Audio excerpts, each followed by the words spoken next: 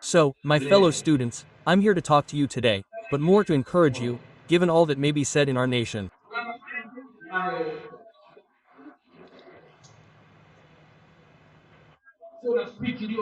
I may not have a very polished speech, but I ask everyone to listen and take away a few things that can help us. You here at college are here for at least 3 years. Some courses are 4 or 5 years, but most of you study for 3 or 4 years.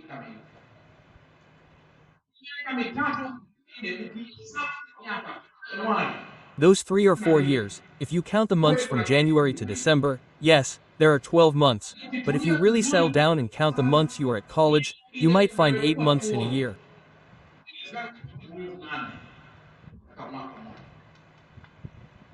So a year with 12 months. In its length can be a year with 8 months of serving at college. 8 months can be in the following form. It can make you a very good person and a very good student.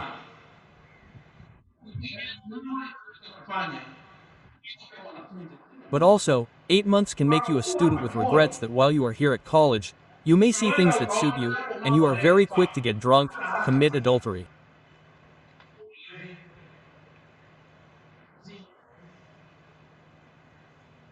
Feel that you can enter into marriage responsibilities early. Then the child is sick, you are mentally ill, the parent is sick, there is no money, you are queuing, sorry. It was unfortunate I had this child, her husband, child, her father, I don't know where he is.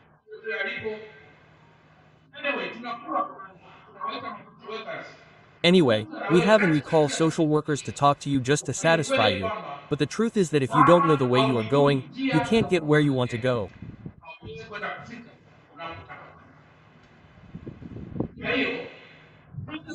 So, the first secret, as they say, to succeed in college, you need to stay focused.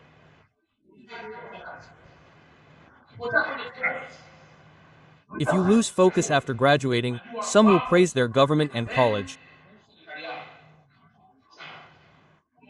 and some will be ashamed to praise their college and government because they'll be completely lost.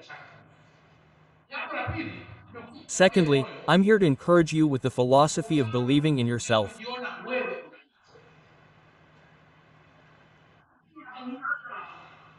Talking to my teachers in the office, I tried using a book by a guy named Ryan Holiday. He wrote a book called Ego is the Enemy. What does ego is the enemy mean? You're here studying, but you keep thinking there are no jobs. No jobs. And when you go out there and meet a few students, 4, 5, or 10, who are unemployed, you carry that same belief that there are no jobs.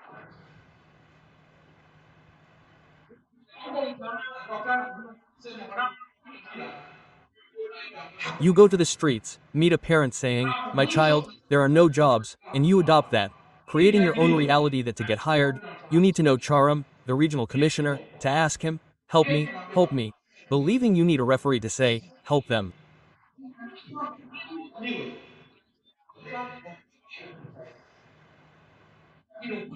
But the truth, students, is the world isn't like that. Today, the debate is that our government is bad. The government has no jobs. Brothers and sisters, from Form 1 to Form 4, the government says we'll pay fees, you give us other things.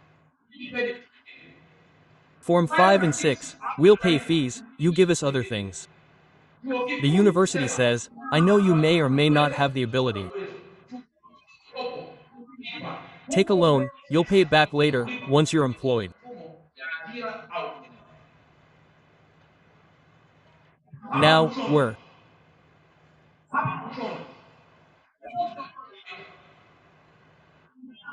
all complaining, parents complain, saying the government hasn't provided jobs in Dar es Salaam.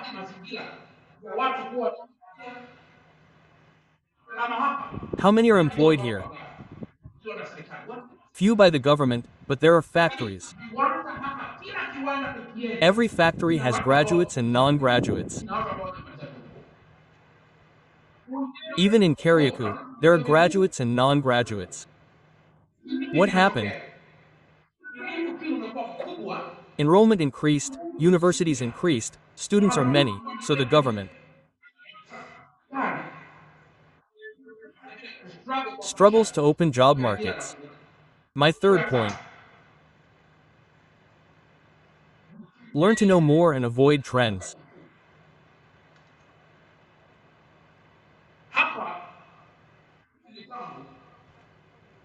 Recently, we paid fees for 21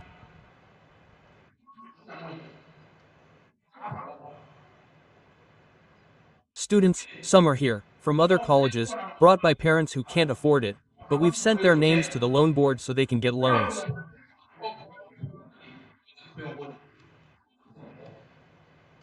My point is, there's a lot of peer pressure. Here, Msando spoke well. Let everyone look at their family. The truth is, if a child succeeds, it's not primarily for the government. The government benefits secondarily. It mainly benefits the parent and yourself. But if you ruin that future, your parent will be the first to be stressed because they have nothing to say when they meet their peers. Why am I saying this?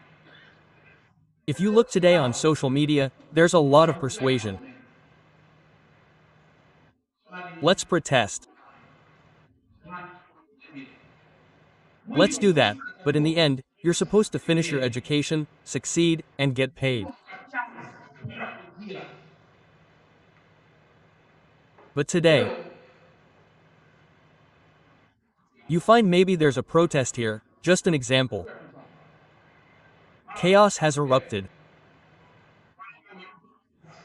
Shots fired, it hit a student from our NIT college, they lost their life.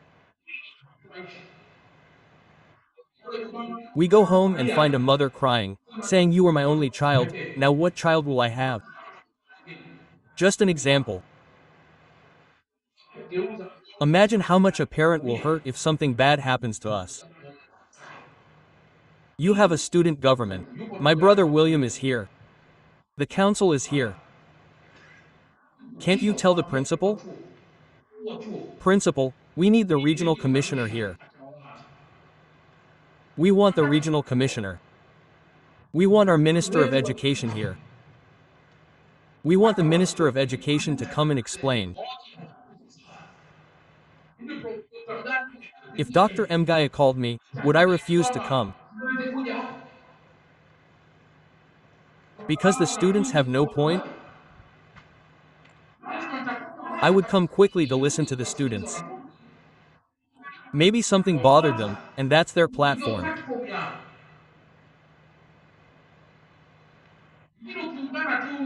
But if you just join in all kinds of mobs, we stifle the students who are the product of intellectualism. And another thing, my fellow students, living a life that is not yours. Before you even leave your room, you check your shoes, belt, pants, then decide to grab a phone worth 1.5 million, believing that people will judge me by my swag. In today's world, we're all about the internet and stuff. You really need a good phone, but it's not true that a good phone starts at 2 million. Now, some people buy these things to look like they belong, so people will say, this guy comes from a good family. Then, after college, it dawns on you that while you were busy worrying about how people would see you, they weren't even looking.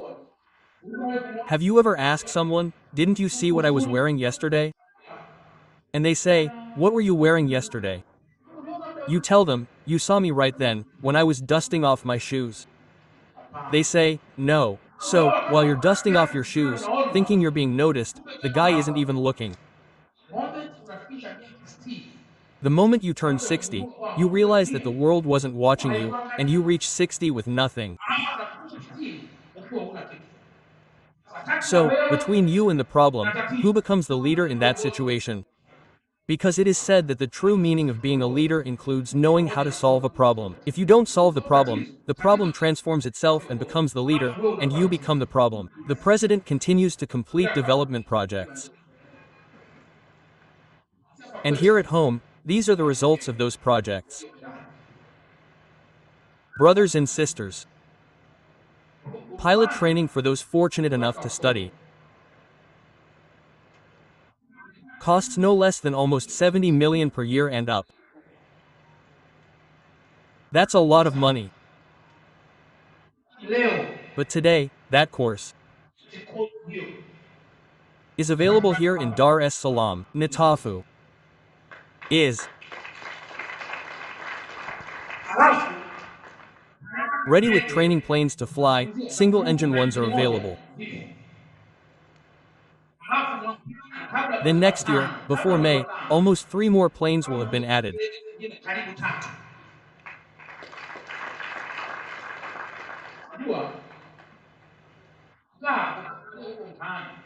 You know, if you just sit and listen to people say the government's done nothing, joining them is just a choice, not about democracy.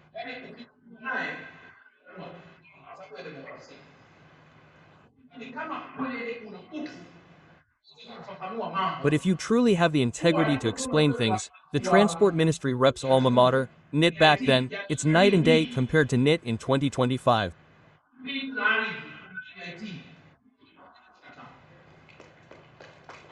Today, there are over 18,000 students here. The loan board brought money for students here. There are over 9,000 students. Getting loans here, yeah,